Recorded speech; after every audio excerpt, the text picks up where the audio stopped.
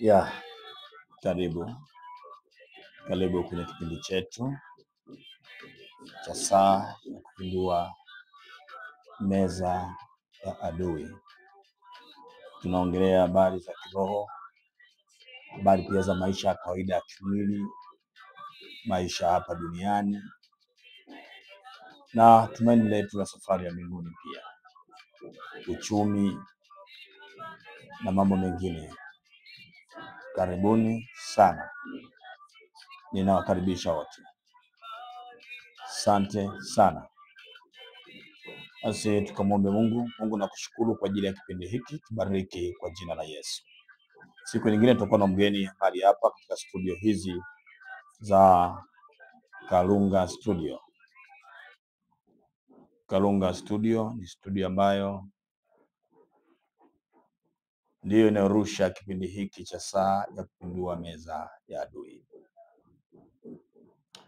Nishawahi kueleza, ili uweze kuwa mwana mapinduzi au uweze kufanikiwa, lazima uwe mwana mapinduzi. Ndugu zangu wa Tanzania, ndugu zangu wa bara Afrika, nje ya bara Afrika, ndani ya Tanzania na nje ya mipaka ya Tanzania, naitwa Apostle Peter John Kalunga. Ni mjumbe wa Injili kwa watu wote. Popote unaponisikiliza, kazi yangu ni kueneza Injili ambayo inaleta amani, uwezo wa kufikiri na mambo mengine, namna gani ya kuweza kuishi hapa duniani na maisha mengine yale tunayotegemea yajayo. Tutatanguliwa na somo letu ambayo itapatikana kwenye kitabu cha Injili ya Yohana. Waraka wa kwanza wa Yohana sura 4 mstari wa 4. Hicho ndicho kipindi, ndio kifungu ambacho tutakisoma. Kiko mahali pale kinasema, enyi watoto wadogo mliotokana na Mungu, mmepewa kuwashinda, kwa sababu aliye ndani yenu ni mkuu kuliko aliye katika dunia. Unapookoka, maana yake umezaliwa upya. Maana Mungu anasema unapookoka umekuwa kiumbe kipya, lakini kuna maana anasema umezaliwa upya. Kwa ufupi ni kwamba mtu yeyote anapompokea Yesu Kristo anakuwa amezaliwa upya, amekuwa ni mtoto mdogo wa Mungu. Lakini unapookoka kumpokea Yesu Kristo, maana yake umepokea nguvu ya kushinda. Haipo vita ambayo inaweza kukushinda ukilitambua na kujielewa kwamba mimi ni nani. Nimepewa kushinda, nimepewa nguvu ya kushinda. Yeye mwenyewe anajieleza kwamba aliye ndani yenu mkuu kuliko aliye katika dunia, na aliye katika dunia ni Shetani. Vinasema ole wa dunia, maana mshtaki wenu ametupwa hapo duniani. Na baada inasema Shetani ni baba wa dunia. Unaweza usielewe unaposema dunia kiroho, maana yake tafsiri yake ni watu wasio au wanaompinga Mungu, au tunasema wako duniani, ambao wanaenda kinyume na Mwenyezi Mungu. Maadili yamebadilika, maadili yamepotea, vitu vingi vimeenda kinyume. Ni kwa sababu waliopewa majukumu ya kuwa wana mapinduzi, wapindue huyu ibilisi aliyeleta shida katika bustani ile ya Eden, tumejisahau. Nataka niwakumbushe wanainjili, mahali popote mlipo, simama na kazi ambayo Mungu amekupa, wala usiogope. Mungu amekupa kazi moja tu, uwe mwana mapinduzi. Jiamini, jikubali kwamba nimepewa nguvu ya kushinda. Ndani yangu yupo mkuu. Mungu amekusajili kwenye chama chake, kwenye timu yake. Hii ndio itakuwa lugha nzuri, ni kwamba amekusajili kwenye timu yake. Anachohitaji ni kufunga magoli, sio kuchenga.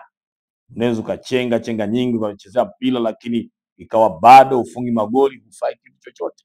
Ndio maana akasema nimewapa kuwashinda, maana wako maadui wako wengi na tumeingia kwenye mashindano. Unapokuwa umempokea Yesu, umeingia kwenye mashindano ya kushindana, lakini jambo la kumshukuru Mungu, ndani yetu tumepewa ushindi.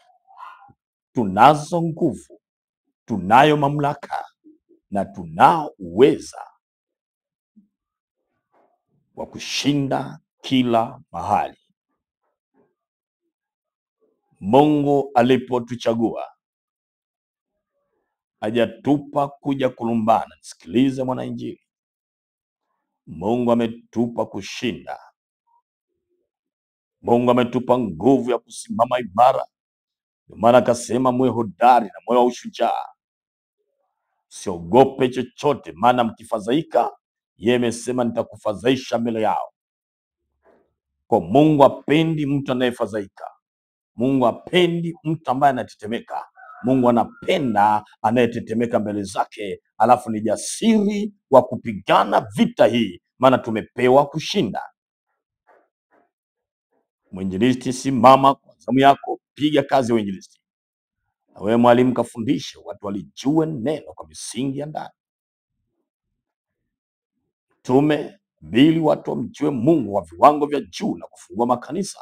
Nabii, waambie watu kwa mamlaka vile Mungu amekuagiza, sema hivyo, usiogope. Amesema nimekuamuru ukawaambie watu hawa yale niliyokuamuru kusema. Wengine mkiambiwa mnaogopa kusema, semeni kwa hekima, unyenyekevu na ujasiri wote. Mungu huyu anapenda aliye jasiri. Ndio maana akasema aliye ndani yetu ni mkuu kuliko aliye katika dunia hii. Na kwa sababu hiyo, nataka nikwambie habari hizi. Mwana Mungu, wewe uliyepewa wito wa kutumika mbele za Mungu, usitazame kulia wala kushoto, tazame Yesu msalabani. Yesu ndio amekuita kwenye wito. Usilie mahali ulipo wala kupata mashaka. Mwambie Bwana, nimekubali. Ukiisha kusema hivyo, anajua ni jinsi gani utapita na atakulinda. Ulinzi wa Mungu ni wa tofauti sana na vitu vingine. Hata kama wamesema kwamba huwezi, Mungu amesema unaweza. Mpe Yesu utukufu mzuri kabisa na Mungu atakubariki sana. Jambo la msingi tunataka niseme kwamba wewe ni mkuu sana, maana aliye ndani yako ni mkuu kuliko aliyepo duniani. Maana yake wewe uko juu ya shetani. Yesu ndivyo anasema, nimewapa mamlaka kukanyaga nge na hila zote za shetani. Lakini katika Yakobo anasema mpingeni shetani naye atawakimbia. Kwa ni lazima tumpinge kwa kuwa tunazo nguvu. Mungu ametupa nguvu. Mungu ametupa mamlaka. Haleluya. Haleluya, watu wa Mungu mahali popote mlipo, na Mungu awabariki sana. Ninajua mnanielewa vizuri kwamba nguvu ya Mungu haipingwi na mtu yeyote. Tusimame wana mapinduzi, na Mungu wa mbinguni atatubariki sana sana sana. Nikisha kusema hayo, ni mimi ndugu yenu nimerudi tena. Naitwa Apostle Peter John Kalunga, ni mjumbe wa Injili kwa watu wote.